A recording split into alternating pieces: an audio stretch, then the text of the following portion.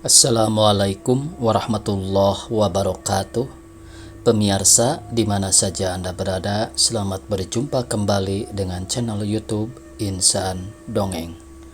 Pada kesempatan ini saya Bang Elgi akan melanjutkan Kasih di Medan Perang bagian ke-13.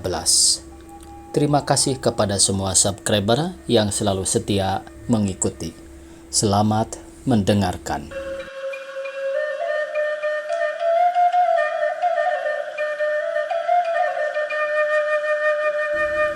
Mulanya Gani masih berusaha memaksa kawan-kawannya untuk terus bekerja dan kawan-kawannya pun bersedia terus bekerja. Tapi kemudian ternyata bahwa hal itu tak mungkin dapat diteruskan karena setiap kali mereka berhenti menggotong tandunya, sekian kali pula mereka tertidur. Tertidur begitu saja karena mereka tak kuasa lagi menahan kantuknya. Ya, tenaga mereka masih dapat diperah, tapi kantuknya tak mungkin dapat ditahan. Itulah sebabnya Gani mengambil keputusan untuk menghentikan dulu pengungsiannya. Sebenarnya Gani merasa khawatir mengambil keputusan itu, betapa tidak, karena ya, seaman-amannya pun di daerah musuh, tentu saja tak dapat tentram dan tentu banyak kemungkinan-kemungkinan yang tak diharapkan. Tetapi setelah dipikirnya matang-matang, dapat juga ia menentramkan hatinya, karena pada pendapatnya tak mungkin musuh berani mengadakan patroli sejauh itu. Paling-paling mereka berani berpatroli di dalam kota saja, atau paling jauh sampai ke situ Saur. Sebab tentu mereka masih khawatir, atau setidak-tidaknya mereka pun tentu menduga bahwa pemuda-pemuda dan kaum ekstremis belum semua meninggalkan kota. Jadi kalau sudah sedikitnya 3 hari barulah mereka berani berpatroli agak jauh. Di Sayati kebetulan Gani bertemu dengan anak buah Sunar. "Di mana Pak Sunar sekarang, Bung?" tanyanya. "Di sana, Pak, di Cilampeni," jawabnya. "Bung, akan ke sana sekarang?" "Iya." "Tunggulah sebentar, Bung, saya akan berkirim surat." Baik, Pak," sahut pemuda itu. Gani segera menulis sepucuk surat untuk pemimpin rumah sakit, isinya minta dikirim pertolongan, agar malam ini juga dikirim kendaraan untuk mengangkut orang-orang sakit yang masih ketinggalan. Selesai itu dibuatnya pula sepucuk surat untuk Sunar yang isinya meminta pertolongan, agar Sunar menyuruh salah seorang anak buahnya untuk mengantarkan surat tadi ke Banjaran. Selain itu dimintanya pula agar dia suka berpatroli ke Sayati. "Nah, ini suratnya, Bung. Tolong ya, sampaikan kepada Pak Sunar." "Baiklah, Pak," kata si pemuda sambil menerima surat dari tangan Gani. Kemudian bersama 2 orang kawannya ia pergi menghilang di dalam gelap. Gani segera mendapatkan kawan-kawannya. Ternyata mereka sudah tidur semua. Nana dan Ani meringkuk dekat Oman dan Rahmat. Ratna dan Maryam bertumpuk dalam sebuah tanduk. Rupanya mereka tak peduli lagi bahwa tanduk itu kotor bekas orang sakit. Di sudut sana Mahmud meringkuk dengan kedua belah tangan diletakkan di bawah kepala. Sebagai pengganti bantal, bajunya dibiarkan terbuka sehingga tubuhnya yang kurus itu tampak dengan nyata. Di kamar belakang Cakra dan Kadir terlentang di bale-bale, keduanya tak berbaju. Rupanya mereka telah biasa tidur begitu. Atau mungkin juga kegerahan, tetapi rupanya Cakra belum lagi tidur. Buktinya ketika Gani datang, ia segera bangun. "Mengapa belum tidur kau, Kra?" "Saya belum ngantuk, Pak," sahut Cakra membohong, sebab sebenarnya ia pun sudah ngantuk. "Kalau begitu, bikinlah api, masak teh sebentar. Orang-orang sakit ini tentu kehausan." Mendengar itu Cakra agak kecewa lalu berkata, "Tidakkah saya akan mati, Pak?" "Kenapa kau bertanya begitu?" kata Gani pura-pura heran. "Suntikan racun itu, Pak, saya ngeri sekali, padahal sekarang sudah lebih 6 jam. "Masya Allah, lupa aku, Kra," kata Gani sambil menurunkan tas obatnya, lalu ia mengisi tabung suntik dan disuntikannya Cakra. "Si Kadir juga, Pak." "Bangunkanlah dulu, nanti ia terkejut." Si Kadir segera dibangunkan Cakra lalu disuntik pula oleh Gani. "Untung tak terlambat, kalau tidak besok pasti kamu sudah jadi mayat," Kedua kakak beradik itu tampak sangat berterima kasih kepada Gani. Wajahnya berseri-seri. Gani dianggap telah menolong jiwanya. Sekarang Cakra pergi ke dapur menyalakan api akan memasak air. Gani melihatnya sambil senyum puas. Tapi dalam hatinya ia merasa kasihan juga. Sekarang Gani pergi ke kamar samping, tidak melihat Lela. Karena tadi Lela ke situ masuknya. Pintu kamar samping itu tidak ditutup dan dian yang dipasang di dinding hampir mati. Apinya sangat kecil berkelip-kelip hijau sebesar kacang. Gani segera masuk dan tanpa olehnya Lela tidur terlentang. Ditatapnya wajah gadis itu sesaat lamanya. Rasa terharu timbul dalam hati Gani tatkala ia melihat wajah yang letih itu. Ya, bibir Lela, keningnya, matanya, semuanya menunjukkan kelelahan yang amat sangat. Sebentar-sebentar Lela membalikkan tubuhnya seolah-olah ia merasa pegal. Gani membetulkan rok Lela yang terangkat sedikit, lalu ia duduk di sisinya dan diletakkannya tangannya di kening Lela sambil ditatapnya lagi wajah gadis itu. Terharu ia akan kesanggupan gadis itu dalam mengabdikan dirinya kepada peri kemanusiaan. Dan kasihan mengingat pekerjaan itu sangat berat, bahkan mungkin terlampau berat bagi Lela yang seumur hidupnya tentu belum pernah memeras tenaga begitu rupa. Sebenarnya Gani pun sudah sangat mengantuk, matanya sudah sangat berat, tapi ia belum mau meninggalkan Lela, seolah-olah tak sampai hati untuk meninggalkan begitu saja. Sebentar Lela membalik lagi tidurnya, kedua lututnya dibengkokkan, sedang keningnya tampak berkerut. Dengan rasa penuh sayang Gani membetulkan tidur Lela. Setelah itu dipijitnya kaki gadis itu. Lela, katanya. Dengan malas Lela membuka mata. Nih, sahutnya lemah. Mengapa gelisah tidurmu? Sakitkah kau? Pegal nih. Tidurlah biar ku pijit. Ini tanganku nih, pegal sekali. Ini, kata Gani. Ya itu, ke atas sedikit. Ya itu. Sudah? Punggung lagi ini. Punggung? Ya begitu. Perlahan-lahan nih. Sakit? Ya sakit. Terus nih. Ya itu, agak keras sedikit. Ya itu. Mana lagi? Kakiku juga nih. Tapi barangkali kau sudah ngantuk. Biarlah Lela, mari ku pijit lagi. Ya terus nih, agak keras sedikit. Aduh.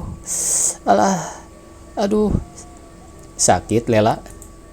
Sakit sedikit, terus saja. Ya itu. Ya itu. Entah bagaimana perasaan Gani ketika memijit-mijit tubuh gadis itu. Rasa bimbang dan ragu bercampur dengan rasa kasihan.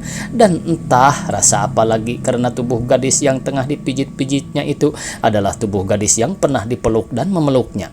Gadis yang pernah menghidupkan semangatnya. Gadis yang membesarkan kesanggupannya. Dan gadis yang menimbulkan pengharapan. Sudah biasa ia bergaul dengan gadis-gadis, baik gadis-gadis cantik maupun dengan gadis-gadis biasa. Sudah biasa pula di masa revolusi ini ia memeluk dan dipeluk gadis-gadis. Biasa saja, tak apa-apa. Tapi Lela ini baginya lain dari yang lain. Lela telah menanam kasih dalam sanubarinya, dan kasih itu di saat-saat yang kritik menjadi bertambah besar.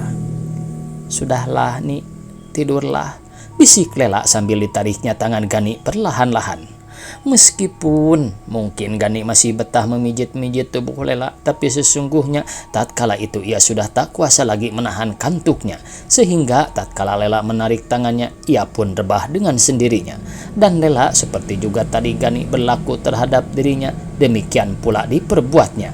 Ia mengangkat kepala memandang Gani sejuru selamanya, kemudian diciumnya kening Gani. Tidurlah sayang, katanya sambil merebahkan lagi dirinya. Demikianlah pemirsa, malam itu mereka tidur di daerah musuh, tapi musuh itu tidak mereka hiraukan karena rasa takutnya hilang ditelan kelelahan. Keesokan harinya mereka hampir semua kesiangan, bahkan seandainya orang-orang sakit tidak ribut, tentu mereka belum lagi akan bangun. Yang bangun paling dahulu yaitu Mahmud, kemudian menyusul Kadir dan Cakra. Mahmud segera menyalakan api memasak air. Selesai itu, dengan dibantu oleh Kadir, mulailah ia mengisi bak penuh. Barulah ia menolong orang-orang sakit. "Pak, minta tempat kencing," kata seorang pasien. "Saya juga," kata yang lain. "Lekas dikit, Pak," kata seorang lagi. Mahmud lari mengambil gayung mandi, tapi ketika ia kembali, orang sakit itu telah mulai kencing di kain. "Tolol kamu," bentak Mahmud. "Tak tahan saya, Pak. Dari semalam memanggil-manggil, tak ada yang menyahut." "Siapa yang mau kencing? Siapa yang mau kencing?" teriak Mahmud sambil mendatangi orang-orang sakit satu persatu. Kemudian setelah semuanya ditolong, segera ia mengambil air teh lalu dibagikan. Kadir dan Cakra bekerja di dapur membuat nasi liwet. Mahmud pergi membangunkan Rahmat dan Oman. "Astagfirullahaladzim, sudah siang," kata Oman menggeliat sambil melihat ke jendela. Rahmat masih menguap-nguap, tapi segera ia berdiri, lalu dibangunkanlah Ani dan Nana. Dan setelah kedua gadis itu bangun, ia meneruskan pekerjaannya membangunkan Ratna dan Maryam. "Hei, bangun, bangun, ada musuh," katanya sambil memukul-mukul pantat Ratna dan Maryam. Kedua gadis itu rupanya masih ngantuk, matanya hanya dibuka sebentar, kemudian mereka tidur lagi. Sehingga Rahmat yang nakal itu terpaksa mengambil cara lain. "Hei, bangun, bangun, ada musuh," katanya sambil memukul-mukul pantat Ratna dan Maryam. Kedua gadis itu rupanya masih ngantuk, matanya hanya dibuka sebentar, kemudian mereka tidur lagi. Sehingga Rahmat yang nakal itu terpaksa mengambil cara lain, ia mengitik ketiak Ratna dan Maryam berganti-ganti. Sehingga akhirnya kedua gadis itu terpaksa bangun sambil menggeliat-geliat. "Diam, diam, geli aku. Awas, kupukul nanti," maki Ratna karena Rahmat masih saja mengitiknya. "Ya, tapi lekas bangun, jangan meringkuk saja," kata Rahmat sambil menghindar dari pukulan Ratna. Karena di luar kamarnya ribut, Lela pun terjaga. Ia menguap beberapa kali, lalu dibangunkannya Gani. Sekarang sekaliannya telah bangun, masing-masing segera mencuci muka, kemudian segera mereka menolong pasien-pasien seperlunya. Kasihan juga orang-orang sakit itu. Kemarin sehari-harian mereka dijemur dan malamnya dibiarkan kedinginan, sedang perutnya dibiarkan keroncongan. Kadir dan Cakra dipanggil Gani. "Dir, Kra, sekarang kalian kubebaskan. Kalian boleh pergi kemana suka, sebab aku sudah yakin bahwa kalian dapat jadi orang baik-baik. Kalian telah membuktikannya kemarin."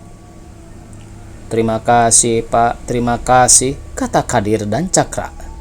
"Tapi biarlah saya bersama Bapak dahulu sampai orang-orang sakit ini terangkat semua. Itu pun kalau Bapak mengizinkan." "Baiklah, aku tak keberatan. Tapi Pak..." "Tapi apa? Apakah saya tak perlu disuntik lagi?" "Oh, tidak, percayalah, akan panjang juga umurmu. Dan, Pak, apalagi? Bolehkah saya mengambil barang-barang yang kemarin?"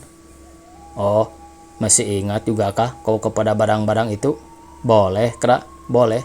Semuanya pun boleh kau ambil. Ambillah, aku bertanggung jawab." "Terima kasih, Pak," kata Cakra sungguh-sungguh. "Apakah sekarang saja orang-orang sakit itu kita angkut?" "Kau sudah makan?" "Belum." "Kalau begitu, makanlah dulu. Barangkali sudah matang." "Mud, matang belum?" "Sudah," jawab Mahmud dari belakang. "Mari kita makan dulu," ajak Gani. Sebenarnya makanan yang ada ketika itu hanyalah nasi dan rebus telur saja, tetapi karena sekaliannya sedang lapar, mereka makan dengan bernafsu. "Apakah tidak lebih baik kalau kita kirim utusan ke Banjaran nih?" tanya Oman setelah selesai makan. "Sebenarnya kemarin aku telah berkirim surat ke Banjaran, minta dikirim kendaraan." "Oh, tapi kenapa belum datang ya?" "Barangkali hari ini." "Barangkali suratnya tidak sampai Kani." "Barangkali suratnya tidak disampaikan nih. Telah aku pesan sangat-sangat kepada Sunar. Masa ia tak memerlukan? Kalau kepada Sunar aku percaya." Tapi kita jangan terlampau mengharapkan bantuan, Man. Siapa tahu kendaraannya rusak atau sedang dipakai. Habis, mau diapakan pasien-pasien ini? Asal sudah lewat jembatan Citarum, aku sudah senang. Berapa kilometer lagi ke sana? Ada barangkali 4, kata Gani membohong. Ia sengaja tidak mengatakan yang sebenarnya agar kawan-kawannya tidak berkecil hati. Kalau begitu, tak berapa jauh lagi ya, kata Nana. Ya, tak berapa. Dan kalau kemarin kita dapat menempuh perjalanan sejauh 10 km, sekarang tentu mudah saja kalau hanya menempuh 4 km. Betul tidak? Betul nih, kata Rahmat. Ayo, kita mulai. Jangan berunding saja, nanti kesiangan, ajak Oman sambil berdiri. Yang lain pun berdiri, lalu sekaliannya berangkat. Akan mengangkut dulu orang-orang sakit yang kemarin ditunda. Mud, kau tak usah turut, tunggu saja di sini, jaga orang-orang sakit ini, kata Gani sambil berjalan. Sekalian masak air banyak-banyak, Mud, kata Nana. Buat apa banyak-banyak, Nana? Tanya Ani kepada Nana. Jangan seperti kemarin, Ani mau minum pun sudah. Ini bagaimana kita memberi makan orang-orang sakit itu? Beras kita paling banyak juga 5 liter lagi. Itu dia, Mat. Tapi mudah-mudahan saja hari ini datang kendaraan. Bagaimana kalau tak datang? Kalau begitu sih keterlaluan, terpaksa mereka. Nanti ku gasak juga. Lihat saja, kata Gani sungguh-sungguh. Mendengar itu, Rahmat tak bertanya lagi. Ia tahu benar akan sifat-sifat Gani dan percaya penuh kepadanya. Yang lain pun tak ada yang bertanya lagi. Mereka berjalan terus, tapi wajahnya sedikit muram. Tak lama kemudian sampailah mereka ke tempat orang-orang sakit ditunda dan mulailah mereka bekerja. Terlebih dahulu orang-orang sakit itu diberinya minum dan makan sekadar, tapi tak ditunggu sampai makannya selesai, melainkan disuruh makan sambil berjalan saja karena hari sudah siang, jadi tak boleh membuang waktu. Masih kuatkah tangan Mudir? Saya sudah biasa bekerja keras, Pak, jawab Kadir. Kau juga, Krak? Saya pun biasa, Pak. Kalau begitu, kau harus membawa yang berat, tuh, yang gendut itu, kata Gani sambil menunjuk ke pasien gendut. Nah, pergilah duluan. Seperti kemarin saja, Ani, 2-2, kata Rahmat. Tolong menaikkannya, Mat, kata Ani kepada Rahmat. Rahmat segera menolong. Tahan rodanya, Ani, sambil meletakkan pasien ke atas kereta Ani. Ai, banyak kempes, Mat. Kempes? Tanya Rahmat sambil membungkuk memijat ban. Ai, dasar sial, katanya sambil mengentakkan kaki. Biarlah kempes juga, Ani. Perlahan-lahan saja mendorongnya. Tapi kasihan, Mat. Tentu seperti naik gerobak saja. Biarlah. Habis bagaimana?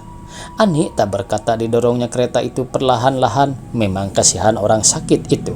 Perut mereka tentu rasa dikocok, yang lagi pula jalannya bergulung-gulung begitu.